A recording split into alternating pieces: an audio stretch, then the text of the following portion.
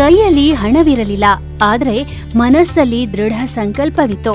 ತ್ರಿವಿಧ ದಾಸೋಹಕ್ಕಾಗಿ ಸ್ವತಃ ಹಳ್ಳಿಗೆ ಹೋಗಿ ಧನ ಧಾನ್ಯ ಸಂಗ್ರಹ ಮಾಡಿದ್ದರು ಈ ನಡೆದಾಡುವ ದೇವರು. ಇದು ಕರ್ನಾಟಕದ ಅನನ್ಯ ತ್ರಿವಿಧ ದಾಸೋಹ ಕ್ರಾಂತಿ. ಧೂಳಿನಿಂದ ಕೂಡಿದ ಹಳ್ಳಿಯ ಓಣಿಗಳಲ್ಲಿ ನಿಧಾನವಾಗಿ ಸಾಗುತ್ತಿರುವ ಒಂದೇ ಒಂದು ಎತ್ತಿನ ಗಾಡಿಯನ್ನು ಕಲ್ಪಿಸಿಕೊಳ್ಳಿ. ಅದು ಧಾನ್ಯ ಅಥವಾ ಬೆಳೆಯನ್ನು ಹೊತ್ತುಕೊಂಡು ಹೋಗುತ್ತಿದ್ದುದಲ್ಲ, ಭರವಸೆಯನ್ನು ಹೊತ್ತುಕೊಂಡು ಹೋಗುತ್ತಿತ್ತು. ಈ ಭೂಮಿಯಲ್ಲಿ ಯಾವುದೇ ಮಗು ಹಸಿವಿನಿಂದ ಬಳಲಬಾರದು, ಅವಿದ್ಯಾವಂತನಾಗಿ ಅಥವಾ ನಿರಾಶ್ರಿತವಾಗಿ ಉಳಿಯಬಾರದು ಎಂಬ ದೃಢ ಸಂಕಲ್ಪದಿಂದ ಅದು ಸಾಗುತ್ತಿತ್ತು. ಆ ಎತ್ತಿನ ಬಂಡಿ ಕೇವಲ ಒಂದು ಗಾಡಿಯಾಗಿರಲಿಲ್ಲ, ಅದು ನೂರಾರು ಶಾಲೆಗಳು ಮತ್ತು ಕಾಲೇಜುಗಳ ಮೊದಲ ಇಟ್ಟಿಗೆಯಾಗಿತ್ತು ಮತ್ತು ಅದು ಕರುಣೆಯ ಪರಂಪರೆಯಾಗಿತ್ತು. ಇದು ಕರ್ನಾಟಕದ ನಡೆದಾಡುವ ದೇವರು ಎಂದೇ ಪ್ರಸಿದ್ಧವಾಗಿದ್ದ ಶಿವಕುಮಾರ ಸ್ವಾಮೀಜಿಯವರ ಕಥೆ. 1941ರಲ್ಲಿ ಅವರು ಸಿದ್ಧಗಂಗಾ ಮಠದ ಮುಂದಾಳತ್ವ ವಹಿಸಿಕೊಂಡಾಗ ಭವಿಷ್ಯವು ಅನಿಶ್ಚಿತವಾಗಿತ್ತು.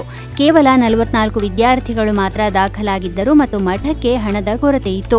ಆದರೆ ಸ್ವಾಮೀಜಿ ಅಸಾಧಾರಣವಾದದ್ದನ್ನು ಮಾಡಿದರು.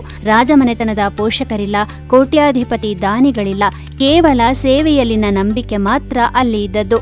ಅವರು ಸ್ವತಃ ಎತ್ತಿನ ಬಂಡಿಯಲ್ಲಿ ಹಳ್ಳಿಯಿಂದ ಹಳ್ಳಿಗೆ ಪ್ರಯಾಣಿಸಿ ಸಣ್ಣ ಪುಟ್ಟ ದೇಣಿಗೆಗಳು, ಧಾನ್ಯಗಳು ಮತ್ತು ಪಡಿತರ ಸಾಮಾನುಗಳನ್ನು ಸಂಗ್ರಹಿಸಿದರು.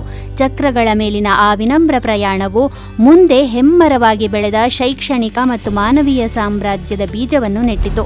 ಆ ಸಾಧಾರಣ ಆರಂಭದಿಂದ ಬಲಿಷ್ಠ ಸಿದ್ಧಗಂಗಾ ಶಿಕ್ಷಣ ಸಂಘವು ಬೆಳೆಯಿತು. ಈಗ ನರ್ಸರಿ ಶಾಲೆಗಳಿಂದ ಎಂಜಿನಿಯರಿಂಗ್ ಕಾಲೇಜುಗಳವರೆಗೆ ಕರ್ನಾಟಕದಾದ್ಯಂತ ನೂರಾರು ಸಂಸ್ಥೆಗಳನ್ನು ಒಳಗೊಂಡಿದೆ. ಪ್ರತಿಯೊಂದು ಸಂಸ್ಥೆಯು ಅನ್ನ, ಅಕ್ಷರ ಮತ್ತು ಆಶ್ರಯ ಎಂಬ ತ್ರಿವಿಧ ದಾಸೋಹದ ತತ್ವವನ್ನು ಒಳಗೊಂಡಿದೆ.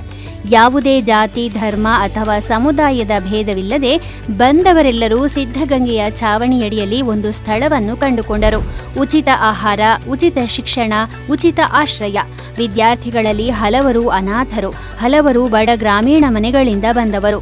ಇಂದು ಮಠವು ಸಾವಿರಾರು ಮಕ್ಕಳಿಗೆ ಆಶ್ರಯದ ಜೊತೆಗೆ ಸಾಂಪ್ರದಾಯಿಕ ಮತ್ತು ಆಧುನಿಕ ಶಿಕ್ಷಣವನ್ನು ನೀಡುತ್ತಿದೆ.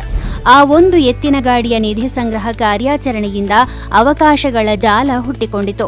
ಅಂದಿನ ಆ ಯುವ ಸನ್ಯಾಸಿ ಸಾಮಾಜಿಕ ಬದಲಾವಣೆಯ ದಾರಿದೀಪವಾದರು. ದೇಹಕ್ಕೆ ಆಹಾರ, ಮನಸ್ಸಿಗೆ ವಿದ್ಯೆ ಬುದ್ಧಿ, ಕನಸಿಗೆ ಆಶ್ರಯ.